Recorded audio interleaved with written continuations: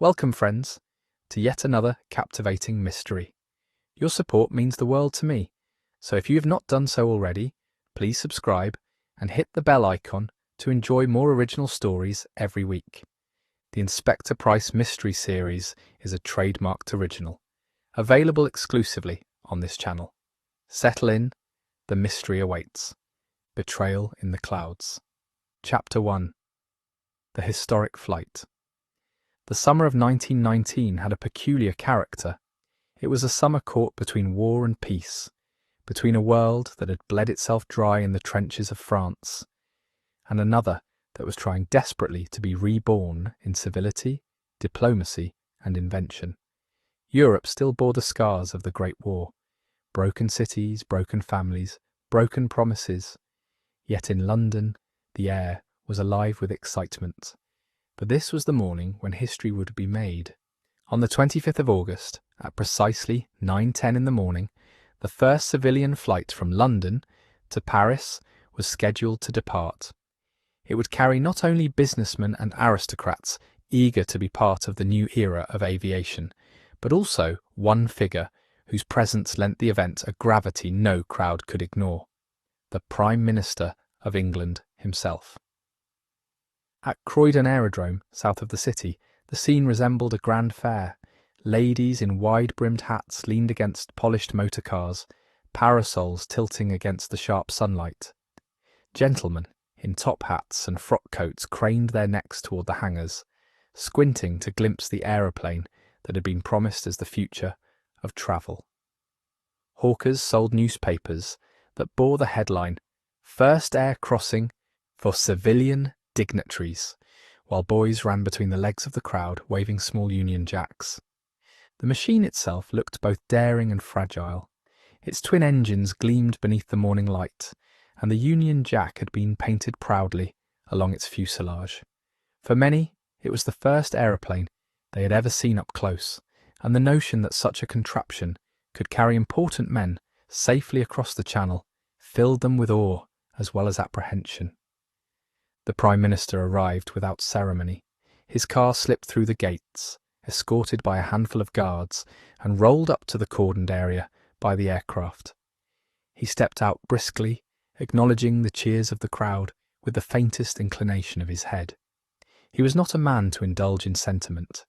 Stocky, sharp-featured, with a watchful intensity about the eyes, he moved as though every moment were weighed against the duties of his office. Behind him came his personal secretary, Charles Merryweather, a tall and lean man whose pale skin and restless fingers betrayed nerves that his carefully groomed moustache could not conceal. Other passengers gathered nearby: Colonel Armand Dupont, a decorated French officer in immaculate uniform who had been seconded to London during the peace negotiations; Lady Eleanor Kent, glamorous in a dove-grey travelling suit with pearls that caught the sunlight, her reputation for charm preceding her everywhere she went; and Maxim Volkov, a Russian émigré introduced as a businessman, though those who looked upon him noted the hard, calculating set of his jaw and suspected a past filled with shadows. Reporters shouted questions, but the Prime Minister ignored them, striding across the lawn to greet the pilot, Captain Whitfield, who stood at attention beside the aircraft. Their exchange was brisk, practical, and after a few moments the dignitaries were ushered aboard. At exactly 9 to 10, the engines roared into life. A collective gasp rose from the onlookers as the great machine rattled forward, lifted its nose, and with an almost miraculous grace rose into the morning sky. Parasols tilted upward, hats were raised, and 1,000 eyes followed the fragile silhouette as it climbed against the clouds. Londoners cheered wildly, though beneath the jubilation lay a peculiar sense of foreboding. The flight across the Channel was uneventful. Passengers conversed, sipped from thermos flasks, and watched the patchwork of England fade into the endless blue.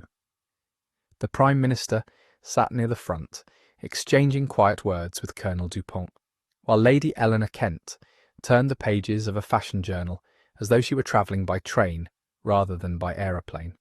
Volkov spoke little, his gaze fixed on the clouds.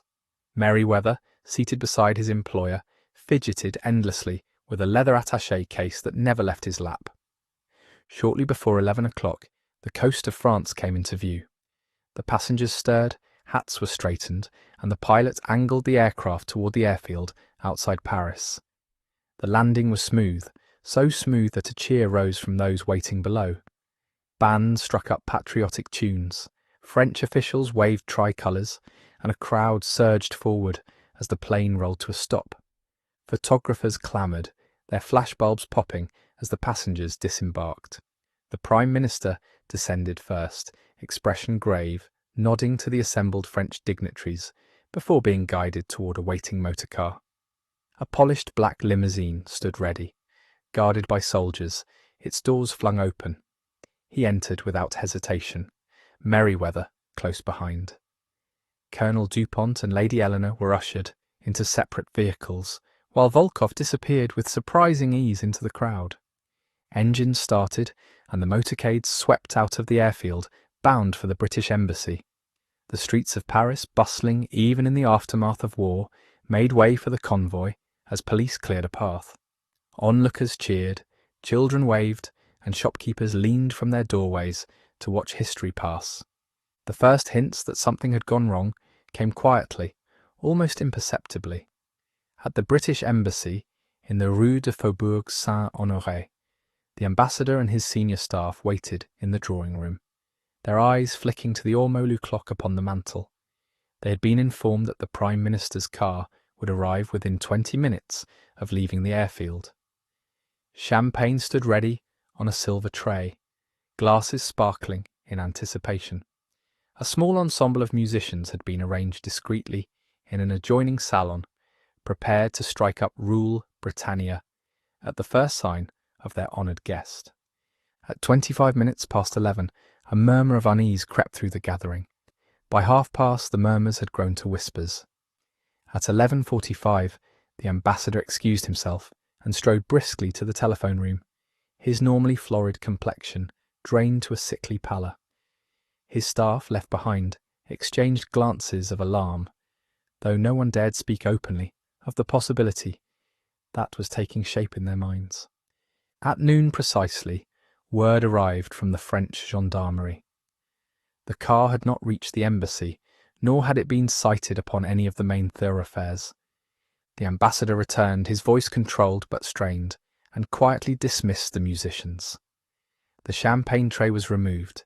He informed the guests in hushed tones that the Prime Minister had been delayed upon the road, yet the look in his eyes betrayed the truth. Within the hour, the matter reached London. At Whitehall, the corridors of government thrummed with consternation. Telegraph clerks tapped furiously.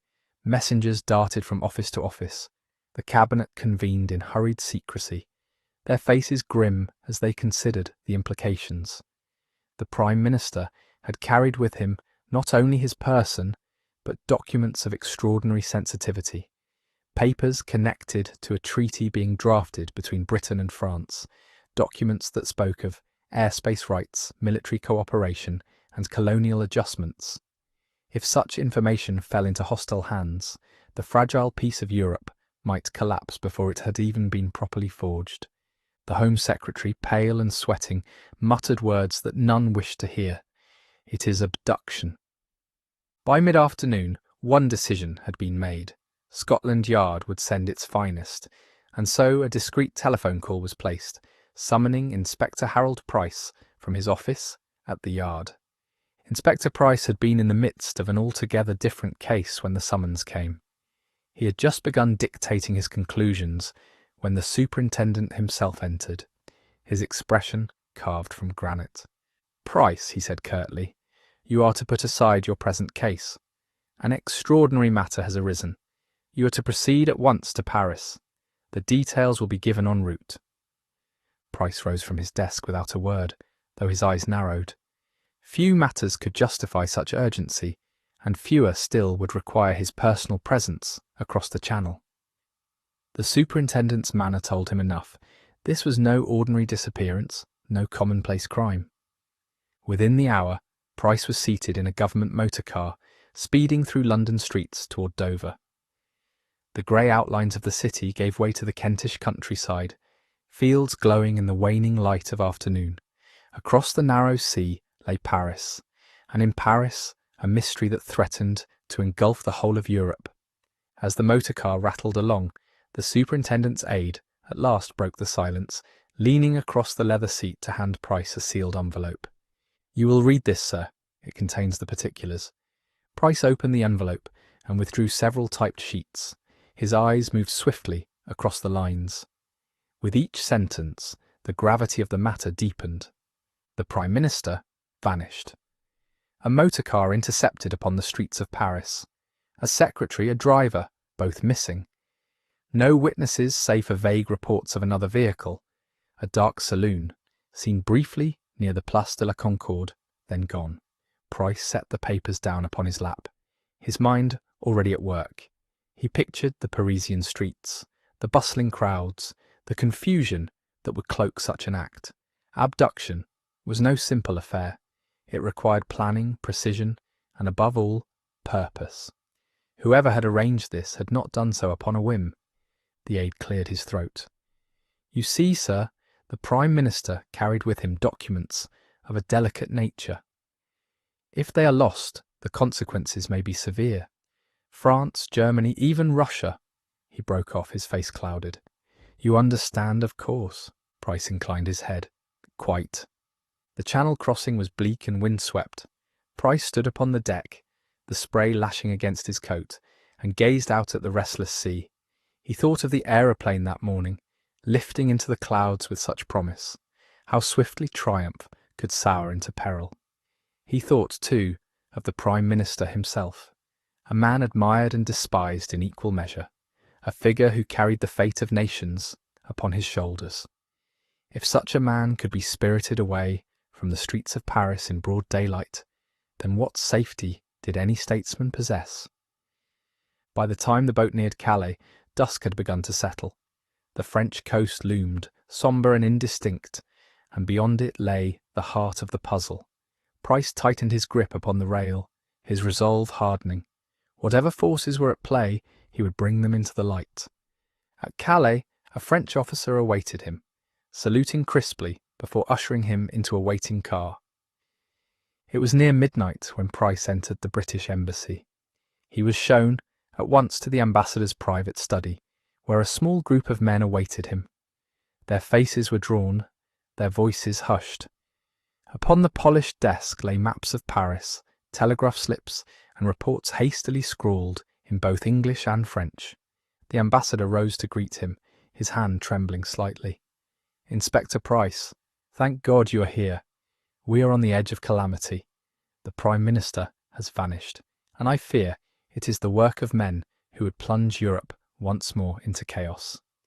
Price inclined his head gravely. "Then, sir, let us waste no time. Tell me everything, from the moment the motor car left the airfield." And as the clocks of Paris struck midnight, Inspector Harold Price began his investigation into what the world would one day call the betrayal in the clouds. Chapter 2. Shadows in Paris. Inspector Harold Price rose early, despite the hour at which he had retired. A French valet knocked softly at his door with a tray of coffee and rolls. Price drank swiftly, staring from the tall window of his embassy chamber at the awakening city below. Carriages clattered upon cobblestones, vendors set out their wares, and church bells tolled across the rooftops. Somewhere in that sprawling maze of streets, England's Prime Minister was hidden, or worse. By 7 o'clock, Price was seated with the ambassador and 2 senior French officials in the embassy's map room.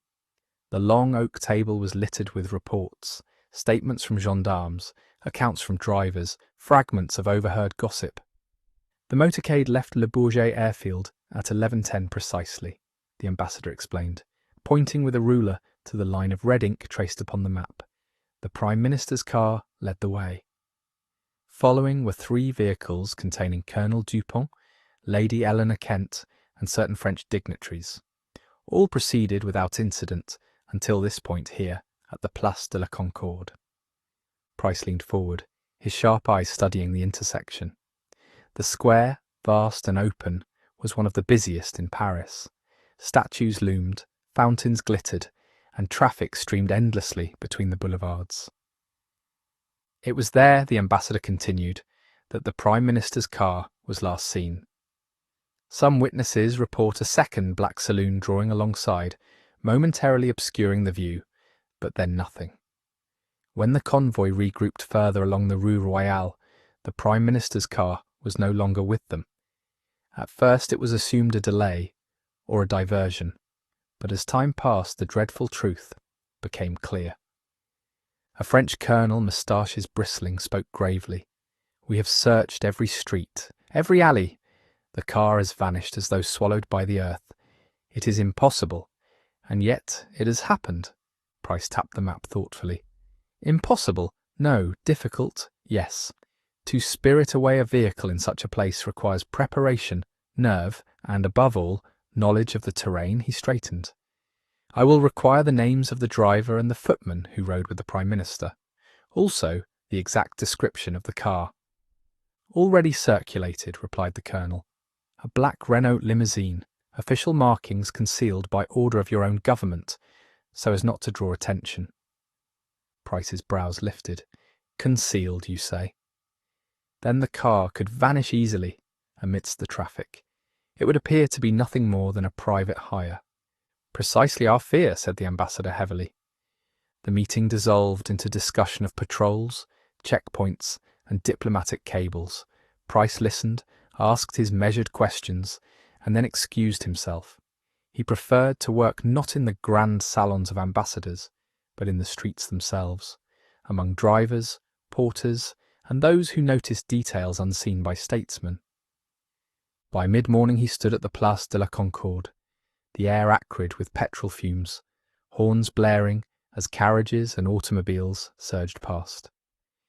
Price surveyed the square with the patience of a hunter. He walked its perimeter, noting the sightlines, the flow of traffic, the moments when a car might slip unseen down a side street. He questioned gendarmes who had been on duty, their memories already blurred by the chaos of that morning. One swore he had seen a black car veer sharply toward the Rue Saint-Honoré, but another insisted it had turned toward the Madeleine. A flower seller claimed to have noticed two cars side by side, their drivers exchanging words, though she could not recall what was said. Price's mind sifted the accounts like a sieve. Confusion was natural, but within confusion lay a pattern. He paced slowly, imagining himself the driver of the missing car, the Prime Minister seated behind him, Merryweather clutching his attaché. Which street would he choose? Where would he vanish into the warren of Paris? It was then that a thin man in a porter's cap tugged at his sleeve. "Monsieur, I saw something strange, if you care to hear." Price turned. "Go on." The porter licked his lips nervously. "A black car, yes, but behind it followed a lorry. A plain lorry with tarpaulin.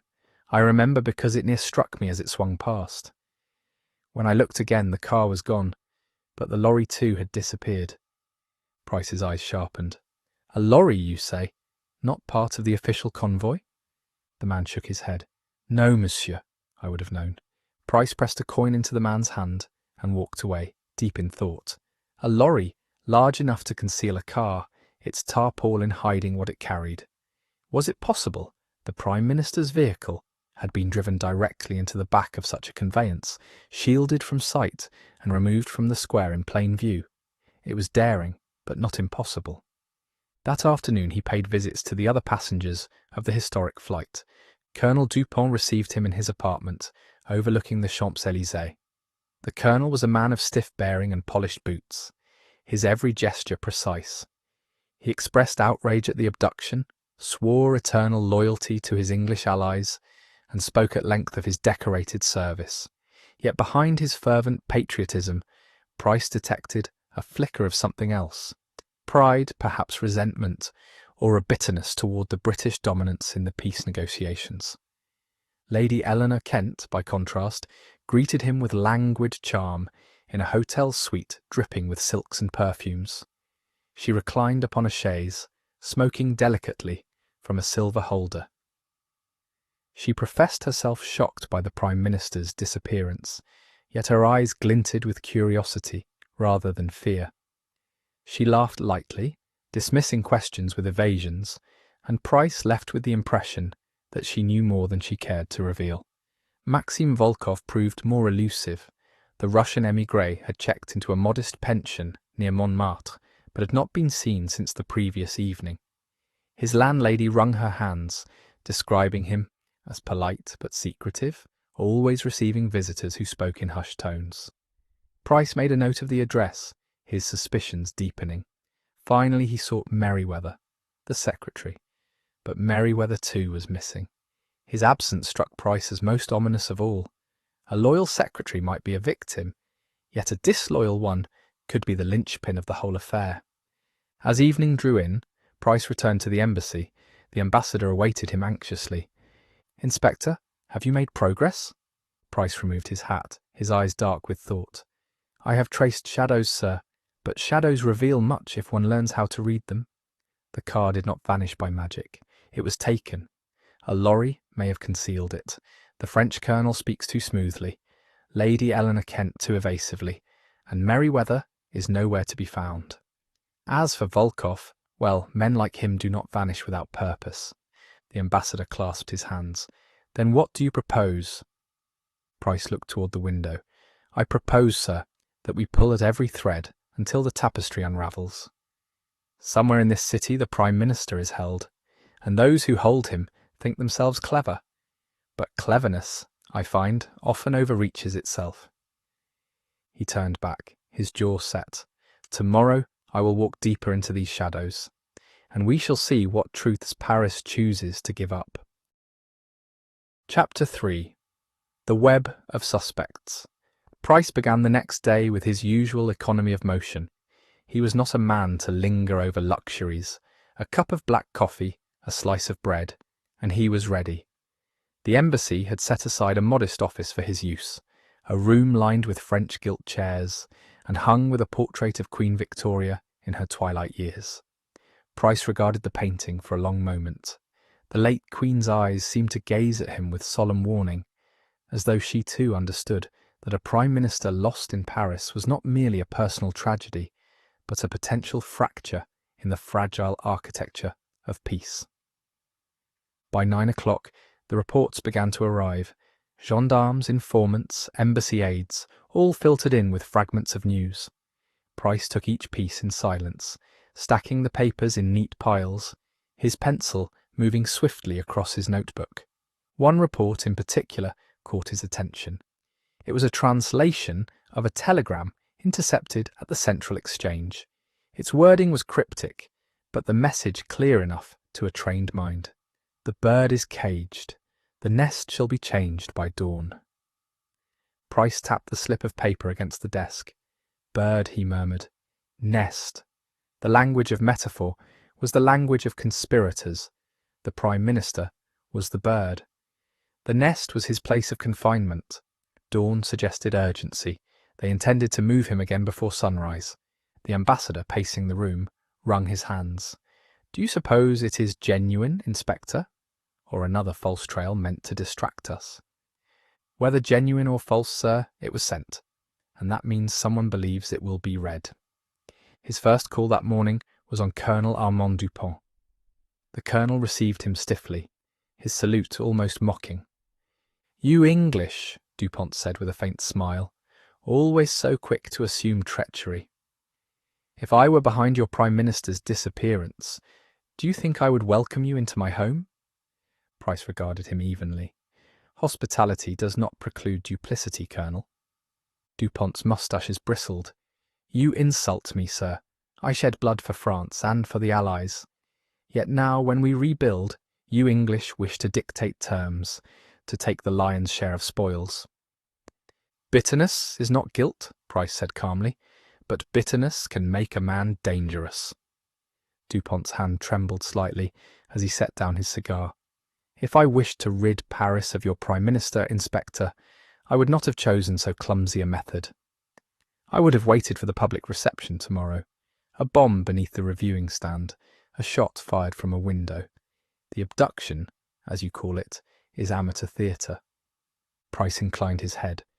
"An interesting observation. You call it amateur, Yet it has confounded both French and English authorities. Even amateurs may have their day, Dupont muttered, turning away. Price departed with no proof, but with his suspicions sharpened. Dupont's pride, his resentment, and his curious knowledge of better methods all suggested a man too comfortable with the idea of violence. Lady Eleanor Kent received him later that morning in a salon filled with roses. She was clad in lavender silk, a wide hat tilted at a daring angle. A gramophone played a waltz in the corner. She rose languidly, extending her hand. Inspector Price again, how very thrilling. Sit, please. Will you take tea? He declined. You were given an envelope by Mr. Merriweather before you sat in your motor car. What was its contents? Her eyes widened, though whether in innocence or pretence Price could not judge. Ah, so that is the story. An envelope, yes. He asked me to deliver it to a man in Montmartre. A cousin, he said. I thought nothing of it. Did you deliver it? Why, yes. To a little café called Le Chat Bleu. A waiter took it for the gentleman. A trivial errand, Inspector. Surely you cannot imagine me in league with kidnappers? Price studied her.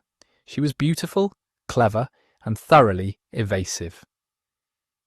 I imagine many things, Lady Eleanor. Truth among them. Her smile faltered just enough to betray unease. By afternoon, Price turned his search to Montmartre. The Café Le Chat Bleu was a smoky den filled with artists, poets, and the odd revolutionary. Price sat quietly at a corner table, observing. The waiter, when questioned, recalled the envelope. It was collected by a Russian monsieur, tall, broad, with eyes like ice. Price recognized the description as belonging to Volkov. The émigré's shadow lengthened across the case. He left the café and made for the pension where Volkov had lodged. The landlady confirmed he had returned briefly at dawn, then departed with a small valise. He said he would not return. He paid his bill in full. Price examined the room. It was Spartan, almost bare. Yet in the grate lay the ashes of burned papers, and upon the writing desk, forgotten in haste, a scrap of notepaper bearing Cyrillic characters. He pocketed it carefully. That evening, back at the embassy, Price sifted the day's discoveries. Dupont's bitterness, Lady Kent's envelope, Volkov's flight. Each thread pointed to conspiracy, yet tangled hopelessly with the others. As he sat brooding, the ambassador entered. Inspector, you look as though the weight of Europe rests upon your shoulders. Price looked up. It very well might, sir. He held up the intercepted telegram. They mean to move him before dawn. If we do not act tonight, we may lose him forever. The ambassador's face paled. Then, Inspector, what will you do? Price rose, his jaw set. I will go hunting. Paris holds many shadows, but shadows cannot conceal the truth forever. Somewhere tonight the Prime Minister waits, and those who took him believe themselves clever. It is time to show them they are not clever enough. Chapter 4. Messages in Disguise. Inspector Harold Price was a man accustomed to shadows, yet even he felt the strangeness of this night. The telegram's words burned in his mind. The bird is caged. The nest shall be changed by dawn. He set out shortly after 9, accompanied only by a discreet French sergeant named Leclerc. The young man was lean, dark-eyed, with the silent step of a born tracker. Price welcomed his presence. In a foreign city, he valued a companion who knew its veins and aloes. Their first destination was the telegraph office from which the message had been intercepted. Price examined the slips of paper, questioned the clerks, and traced the origin to a small exchange house in the Rue des Rosiers, a narrow street in the old Jewish quarter. It was a place of pawn shops and shuttered stalls, eerily quiet at night. The clerk there remembered a man who had sent the message, tall with heavy brows. He spoke French poorly, with an accent I did not know. Russian? Price asked. The clerk nodded. Perhaps. From there, Price followed the trail to the river. The Seine flowed dark and swift beneath its bridges, the lamps casting rippling paths upon its waters. Leclerc pointed to a warehouse district near the Quai de la Râpée. Many empty since the war, monsieur. A perfect place to hide men or prisoners. Price moved cautiously among the silent hulks of buildings. Rats scurried across cobbles. The air smelled of damp wood and tar. At one warehouse, the padlock lay twisted upon the ground, broken recently. Inside, the dust bore the prints of many boots leading toward the river entrance. Crates were stacked haphazardly, one overturned to reveal straw damp with sweat, as though someone had sat or lain upon it. In a corner, Price's lamp revealed something more chilling, a walking stick, finely carved, with a silver knob. The initials upon it gleamed faintly in the light. The Prime Minister's, Price said quietly. Planted or forgotten? Leclerc crossed himself. Mon Dieu! Price took the stick, thinking. It could be a deliberate taunt, a sign left to mislead. Yet it confirmed at least that the missing man had been here. Near midnight, Price returned to the embassy to consult the ambassador. He showed him the walking stick. Proof, Inspector? The ambassador asked. Proof he was held there, Price said grimly, but not proof he remains. The telegram spoke of a move before dawn. We must anticipate where. The ambassador rubbed his temples. We have searched every inn, every lorry yard. Price remained silent, staring at the map of Paris spread across the table. He traced the roads with his finger, noting the lines that led outward from the Seine. His thoughts circled the phrase, "The nest shall be changed." Changed to where? Not deeper into the city. That would be folly. No, they would move him outward, to a place less watched, more easily defended. Versailles. The thought came suddenly, with the force of certainty. Versailles, with its grand houses requisitioned and abandoned after the war, its labyrinth of lanes, its symbolic weight. Sir, Price said firmly, if I were holding a man of such importance, I would not keep him in the heart of Paris. I would move him outward, under cover of night, to a house where my men could stand guard without attracting suspicion. The ambassador nodded reluctantly. Versailles. Yes, it is possible. At 1 o'clock a messenger arrived at the embassy breathless, his bicycle clattering in the courtyard. He had come from Montmartre, from a contact of Leclerc's. In his hand he bore a note scrawled hastily on cheap paper. Blue shutters. Dawn. 2 words, but they struck like thunder. Price clenched the notes in his fist. That is it. The house with blue shutters. We must find it. The ambassador frowned. Paris is filled with shutters, Inspector. Blue is a common colour. Not so common as you think, Price replied. And in Versailles, perhaps rare enough.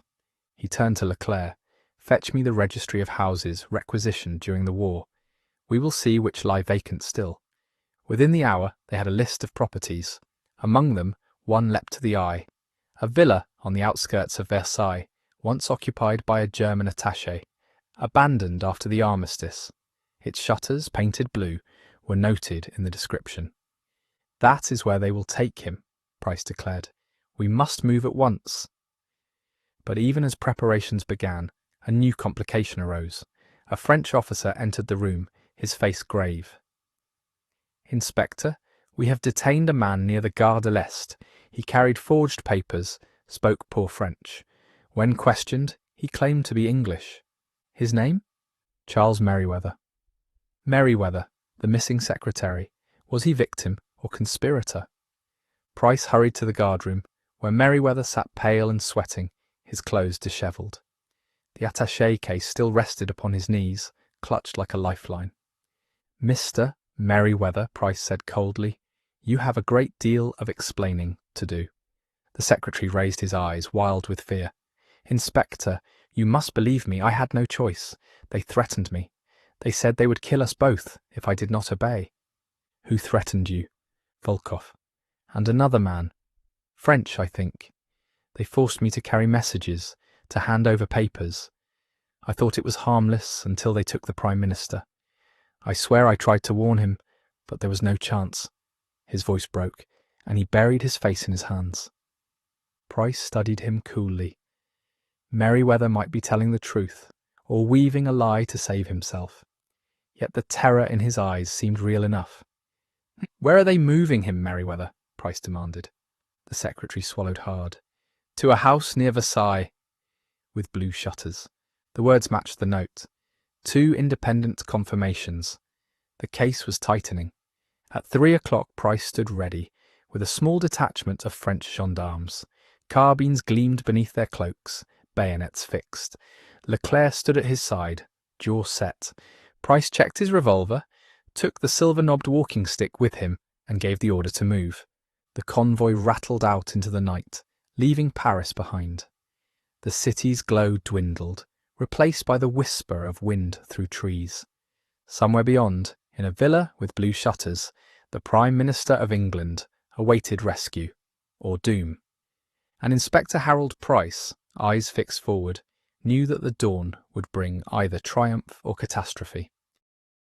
Chapter 5. A Face from the Past. The convoy moved steadily, wheels clattering over cobblestones, hooves striking sparks on the stones. Inspector Price sat in the leading carriage, and at his side Sergeant Leclerc, silent, his eyes fixed upon the shadows of the hedgerows. Behind them rode a handful of French gendarmes, their carbines hidden beneath their coats, yet ready to be raised at a moment's call. Price spoke little, yet his mind worked ceaselessly. He weighed every clue: the intercepted telegram, the walking stick in the warehouse, Merryweather's trembling confession, the note with its cryptic words, blue shutters, dawn. All pointed here to Versailles, once the seat of monarchs, now a city of intrigue. At last the road broadened, and the dark silhouette of the palace rose in the distance, vast and brooding, its gilded gates glinting faintly beneath the moonlight. Versailles had been the stage for treaties and triumphs, yet tonight it would serve as the stage for a far more sinister drama. Leclerc leaned close. "The villa is on the outskirts, monsieur. A mile beyond the gardens, toward the forest," Price nodded. "Keep your men alert. If the Prime Minister is here, his captors will not release him without a struggle." The villa was found shortly after 3. It stood at the edge of a quiet lane, half hidden by trees. Its shutters, unmistakably blue, gleamed dully in the lamplight. The house itself was large, but neglected, with ivy creeping over its walls and weeds growing thick in the garden path. A faint glow escaped between the shutters of an upper window. Price signalled the carriages to halt. The gendarmes dismounted silently, spreading into the shadows. He studied the villa with a hunter's patience. There was movement inside, figures shifting, voices murmuring. Then, before he could give the order, a soft voice spoke at his shoulder. "You are a long way from London, Inspector Price." He turned sharply. A figure stepped from the trees, clad in a travelling coat and hat. For a heartbeat, Price's hand went to his revolver. Then recognition struck. "Miss Parsons." Jane Parsons smiled faintly, her eyes gleaming beneath the brim of her hat. She was not surprised to see him. Indeed, it seemed she'd been waiting. "I thought it must be you," she said quietly. "When I heard whispers of an English detective hunting through Paris, I guessed who they had sent." Price recovered swiftly. "And what, may I ask, brings you here at this hour?" "I've been following a trail of my own," Jane replied. "A matter of smuggled codes and stolen documents. Imagine my surprise when it crossed paths with the Prime Minister's disappearance." Price studied her keenly. He knew Jane Parsons of old, independent, resourceful, and possessed of a mind as sharp as any in Scotland Yard. She had a way of appearing at precisely the right moment, bearing the fragment of truth that others overlooked. "You have something for me," he said simply. Jane's smile deepened. "Always direct, Inspector." "Very well. In Montmartre 2 nights ago, I overheard 2 men speaking in Russian. They spoke of the Englishman, and of moving him before dawn to a villa with blue shutters. They also spoke of their contact here in France, a man they called the Colonel." Price's eyes narrowed. "Dupont?" "Perhaps," Jane said delicately. "I cannot swear it.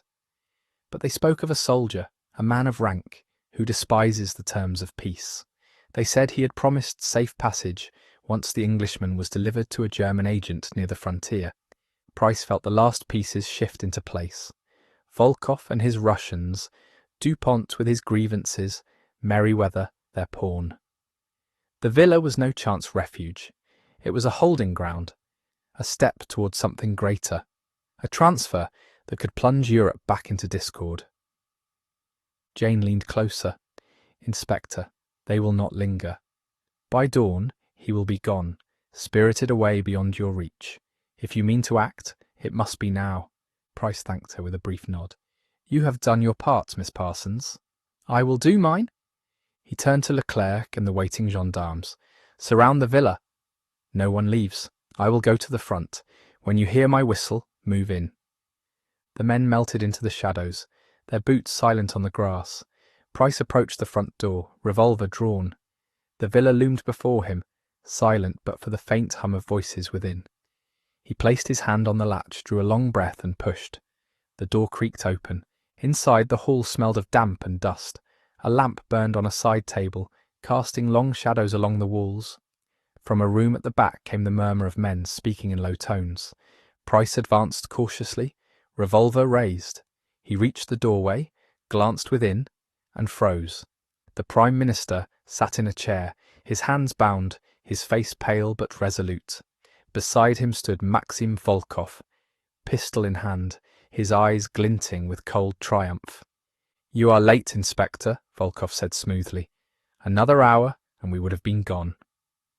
Price stepped into the room, his revolver steady. Not late enough. There were 3 other men present, rough-looking, armed with rifles. Price knew he could not fight them alone. He needed only a moment more. From outside came the shrill blast of his whistle. At once, chaos erupted. Windows shattered as gendarmes poured in. Shots rang out. Cries filled the air. One of Volkov's men fell with a cry. Another dropped his weapon and fled. Volkov fired, the shot splintering the wood beside Price's head. Price returned fire, striking Volkov's arm and sending the pistol clattering to the floor.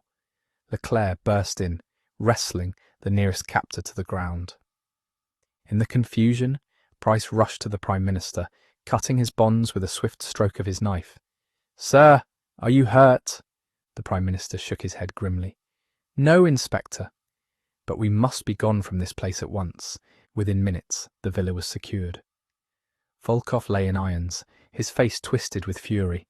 The surviving captors were marched outside under guard. The Prime Minister, though shaken, stood tall, his dignity unbroken. Jane Parsons emerged from the shadows of the garden, her eyes calm. She met Price's gaze. You were just in time. Price inclined his head.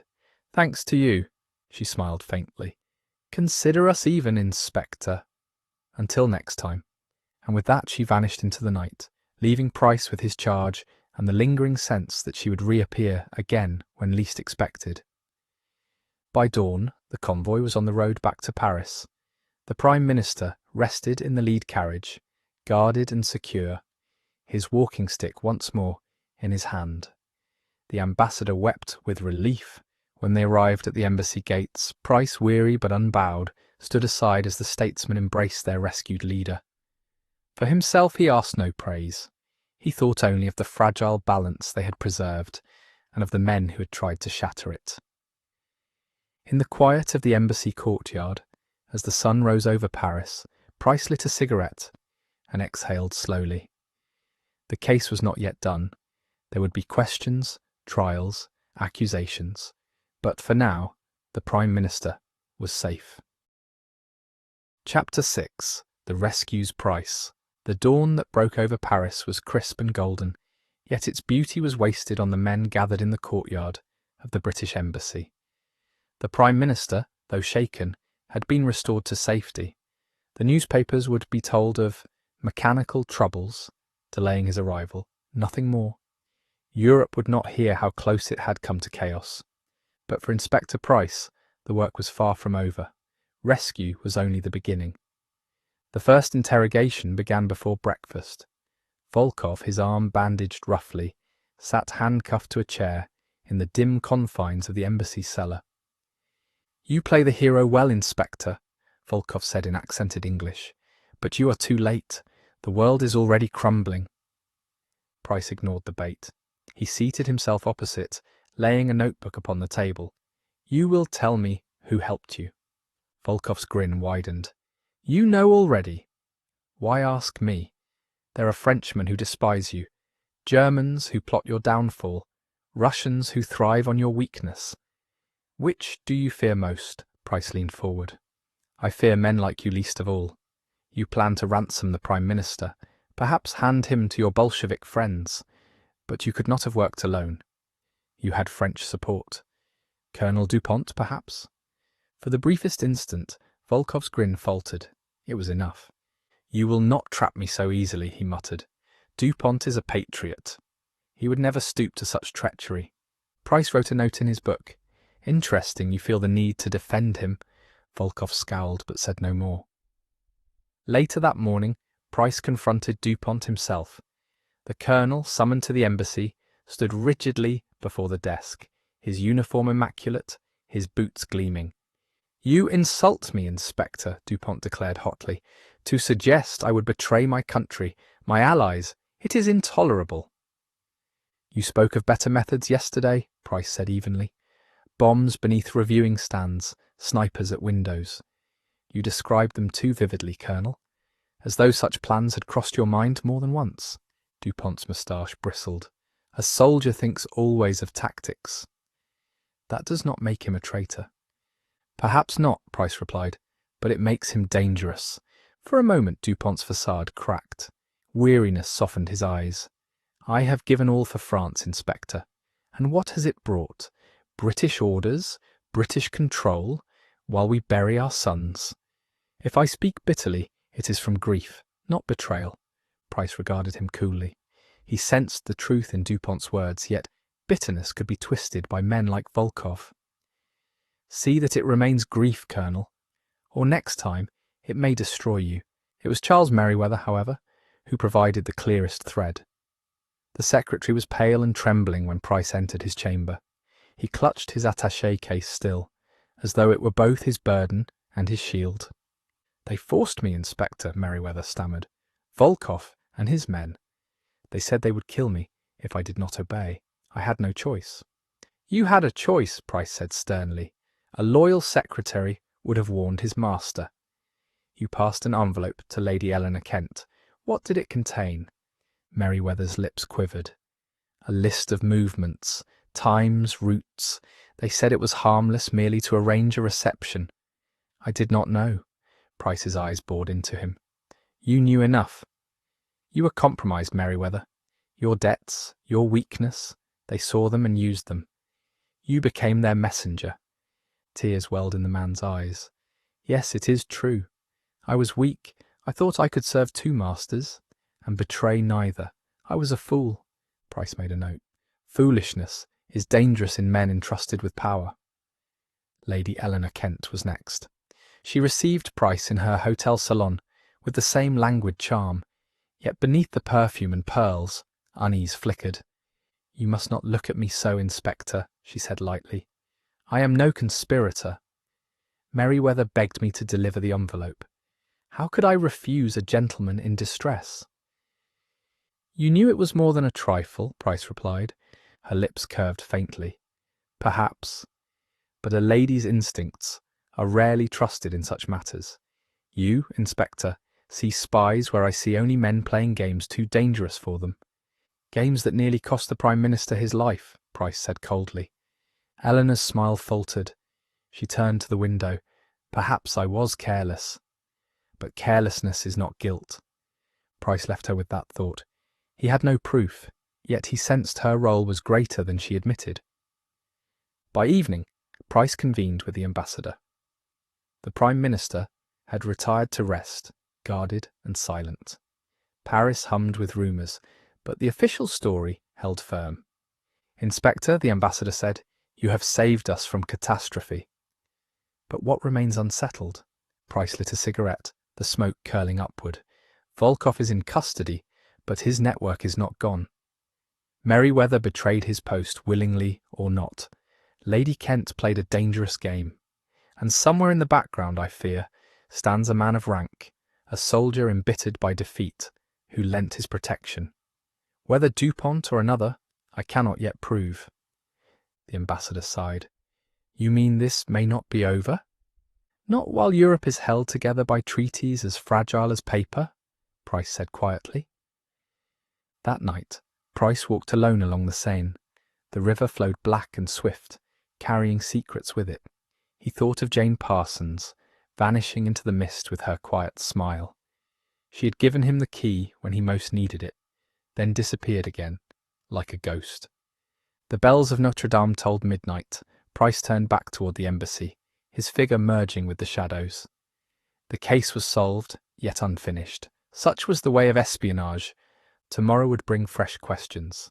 But tonight, at least, the Prime Minister of England slept safe. Chapter 7. A Fragile Peace. The embassy's salons gleamed that morning with forced gaiety. Officials bustled, clerks rattled typewriters, and French dignitaries drifted in and out, with expressions carefully schooled into relief.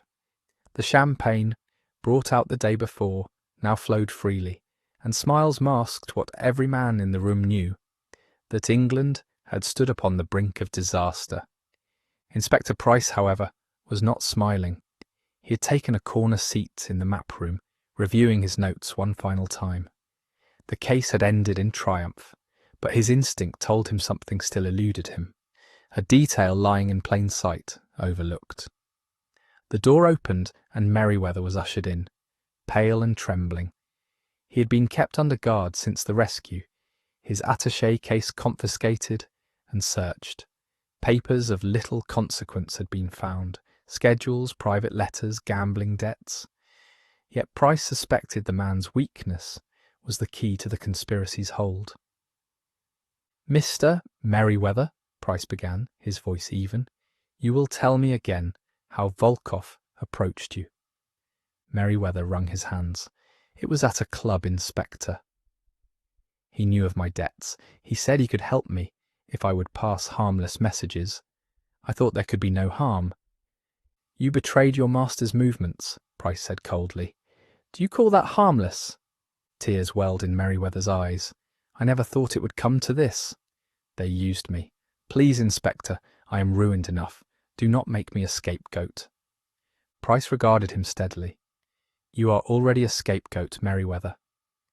The question is whether you will be remembered as a fool or as a traitor. If there is more, tell me now." Merryweather opened his mouth, closed it, and whispered, "Lady Eleanor Kent. She knew. She told me once that some games are played best in shadows. She was no innocent messenger." Price carried this to Lady Eleanor herself. He found her at the Ritz, elegantly breakfasting on coffee and croissants, the morning papers spread before her. She greeted him with a smile. "Inspector, how gratifying to see you again. I read in the papers that all is well. How clever you must feel." Price sat without invitation. "Clever, no, but alive, yes, which is more than I can say for Volkov's scheme. But it seems you played a hand in it, Lady Eleanor." Her eyes flickered, but her smile did not waver. "Oh, Inspector, you make it sound sordid. I passed a letter. A trivial act. Is a lady to be condemned for kindness?" "You knew more than kindness required," Price said firmly. "Merryweather has spoken. He names you as a willing accomplice." For the briefest instant, steel flashed in her eyes. Then she laughed lightly. "Poor Charles. He would blame anyone to save himself. But if you believe him, then you must arrest me, Inspector. Shall we see how the embassy explains that to the press?" Price studied her coolly. He knew she was clever enough to dance at the edge of guilt without tumbling into it. Without hard proof, he could do nothing. Yet he knew that her hands were not clean. At last he rose. "You may enjoy your breakfast, Lady Eleanor. But remember this, shadows grow long, and one day they swallow even the cleverest players." She raised her cup in mock salute. "And one day, Inspector, you will find the shadows empty and realize you chased phantoms. Good morning." The afternoon brought a final confrontation with Colonel Dupont. Summoned again, he stood rigid, his moustache bristling. "You accuse me still, Inspector?" "I accuse no one without proof," Price said. "But Volkov spoke of a soldier, a man of rank, embittered by the treaty." "You fit the description too well." Dupont's fists clenched. "I despise the treaty, yes. It shackles France while England prospers. But to betray my country? Never! If I had wished the Prime Minister harm, I would not have left him alive to be rescued by you. The Colonel's vehemence rang with truth. Price inclined his head. Then see that your bitterness does not make you a pawn in another man's game. It nearly did. Dupont saluted stiffly and departed. Price remained, troubled. Volkov's shadow extended farther than any one man. He feared they had cut only one head from a hydra. That evening the Prime Minister himself summoned Price. In the private study of the embassy, he stood by the fire, his walking stick in hand. His face was pale, but his voice steady. "Inspector, I owe you my life. Europe may never know how close she came to collapse, but I do. Tell me, is the matter finished?" Price hesitated. "Sir, Volkov is in custody. His men are scattered. But the game of espionage is never finished. There are threads still uncut. A lady who plays both sides, a secretary compromised, a soldier embittered. They will fade for now, but others will rise." The Prime Minister studied him gravely. "And Britain? Britain remains for now. But fragile, sir, very fragile." The Prime Minister sighed. "Then I must do my part to strengthen it." "Thank you, Inspector. You have earned your rest." Price bowed and withdrew. Late that night, Price stood again by the Seine. He lit a cigarette, the match flaring briefly in the dark. The smoke curled upward, dissolving into the night air. Behind him the city bustled as though nothing had happened. To the world, the Prime Minister had suffered only a delay, the historic flight a triumph unmarred. But Price knew the truth. Beneath the clouds of history's triumph lay betrayal, cunning, and danger. He exhaled slowly, his eyes on the river. Europe slept uneasily, bound by treaties fragile as glass. And in the distance, he fancied he heard footsteps of men already plotting the next move, the next betrayal, the next dawn. Inspector Harold Price stubbed out his cigarette and turned back towards the embassy. The night had been won, but the war of shadows was only beginning.